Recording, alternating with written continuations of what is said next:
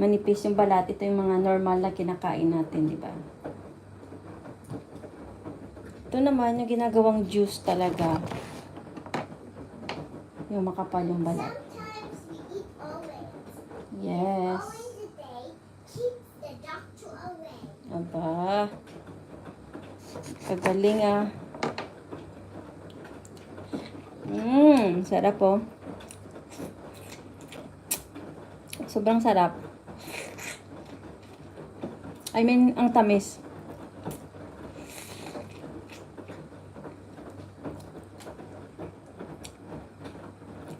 So, naisipan ko na siyang gawing juice kasi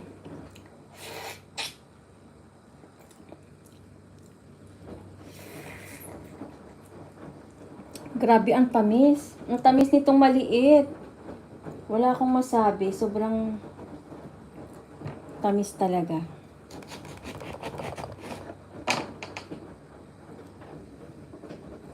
So, ito na guys.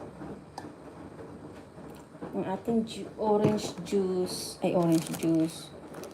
Yan. So, itabitan na itong tapalan kasi wala na itong.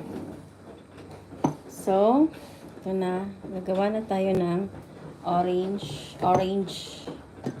So, ipatong mo lang siya. Unahin natin itong mga makapal yung balat. So, ganun lang. If you can see, ganyan lang siya. Then, i-cover mo lang siya. Tama na ba ito guys? Okay na yan. And then, i-turn on na lang natin dito guys sa may yan.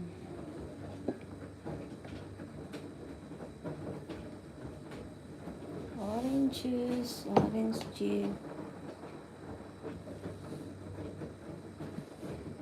A lot of orange. Mura ang orange ngayon guys. Ano nangyari?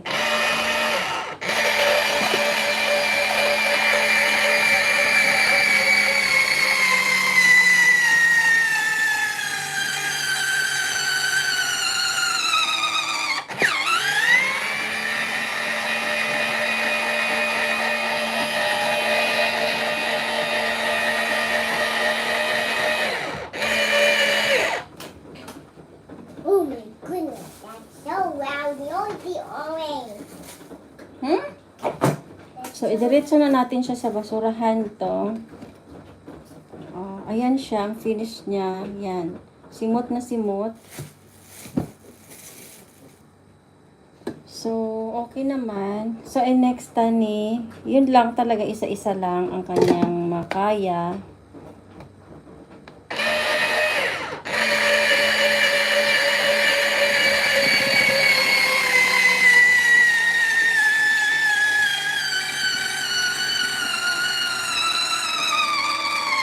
Shout out! Hindi ko mabasa, pasensya na guys. So, ang sarap nito, very juicy.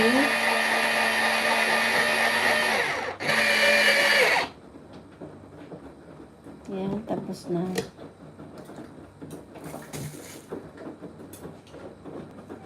So, isahin mo lang kung gusto mo talaga ng fresh juice. So, ito lang ang gagawin mo.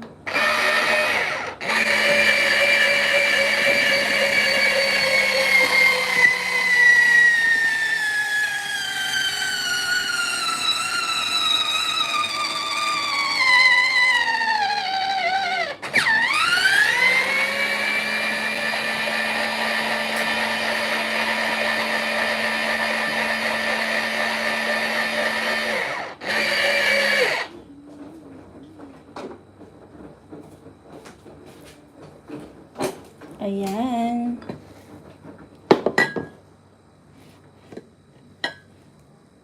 Kita nyo ba? So, dito natin ilalagay ang ating mga orange.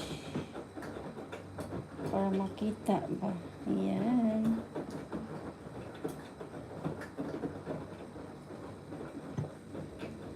A lot of orange. Ito talagang masarap. Sobrang tamis.